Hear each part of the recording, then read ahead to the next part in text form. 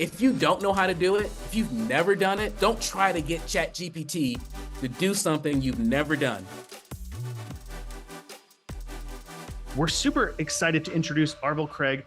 He is an amazing expert with a 2-decade track record in the world of web and digital marketing.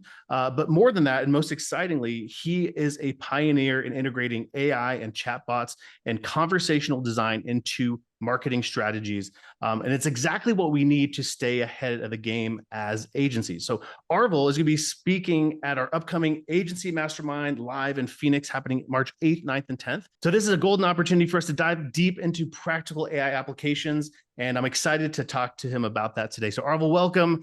Thanks for being here with us today. Thank you, Mike. Glad to be here. Hello, AJ. AI is changing everything more than most people imagine. And it's happening so fast that unless you kind of connect to communities and experts, there's no way to catch up. So I'm excited to be able to share some very practical strategies and systems and really frameworks to think about it so that people can apply it in a very practical, very specific way that makes a breakthrough for their business.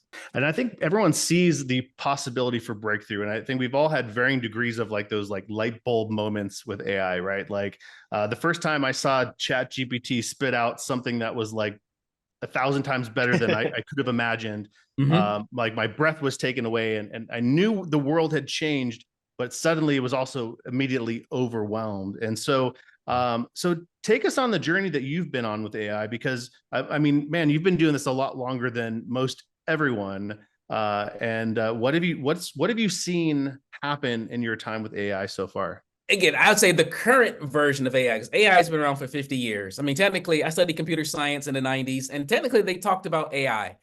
Not that I learned anything, but AI has been around for a long time. You got the autocomplete on your phone. You got Netflix, YouTube recommendations. I mean, all social media is powered by AI. That's how they interpret what a person may like and what they may want to see. You know, when ads follow you, when there's this, that's all like the old school AI, which was pattern recognition, machine learning, predictive analytics. It's guessing what's going to happen. But today, generative AI with ChatGPT and Bard and whatever, Claude, whatever else, I like it because, again, it's not for engineers. It's not for nerds. It's for everyday people. You don't have to be smart to take advantage. It levels the playing field, so anybody can take advantage of it. And when I think about generative AI, it does 4 things. It creates code, like software, content, which is written, audio, video, conversations, and then there's counsel. I get advice. It's my strategist, my consultant, you know, my therapist. You can conversate and counsel. So it does these 4 things. So when I look at a marketing business, anybody's doing sales and marketing, you think of your pipeline, your flow. I try to figure out where can I plug content, code, conversation, or counsel into the flow of my business.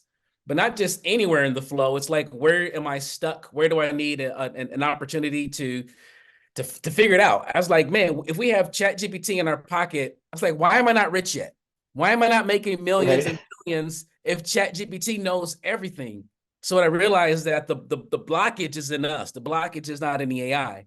And as fast as AI gets, as it gets smarter and smarter and smarter, I'm just playing on Arvell and I'm just trekking along. So there's a big disconnect in how smart it is and how smart we are. So we have to like commit. The main thing is that we have to figure out, what is it that we need specifically? How do I leverage what it's good at, what it's great at, and how can I scale that? How can I scale its abilities to the bottlenecks and the constraints in either me or the constraints of my customer? You know, you can sell so much more agency services when you provide your customers with an automated chat conversation support. There's all kind of ways you pair that chat bot with your Facebook ads so that the customer may or may not be able to answer the phone or respond to the lead. You know, speed to the lead is always the issue. Most customers, local business, they're not responding to that form fill. You're buying ads and doing traffic, but they're slow. You can use AI to help them. You can give it to them for free, whatever. You can go to chatbase.co. You get you a chat bot that's free, and you can put it on their site and you can help them convert leads better than ever did before. And you can give it to them free while they work with you. So we leverage the tools, and what it does, even if it's not for our business, we can leverage it for the customer to create this irresistible offer that your competitors aren't even offering. And now you're going to sell more because what you're bringing is bringing so much more value than what they can do without you. Yeah, that's so cool. That sounds really awesome. I love the approach that you're taking where you're really looking for those opportunities where it can help fix like a bottleneck or something that's not running efficiently in your business. You mentioned focusing on the things that it does well. Like what are some things that it doesn't do well where maybe people are trying to use it in that way? Here's one of the biggest things that AI can or cannot do. If you don't know how to do it, if you've never done it, don't try to get ChatGPT to do something you've never done. Because how do you manage it? How That's do you good. curate it? What's the process?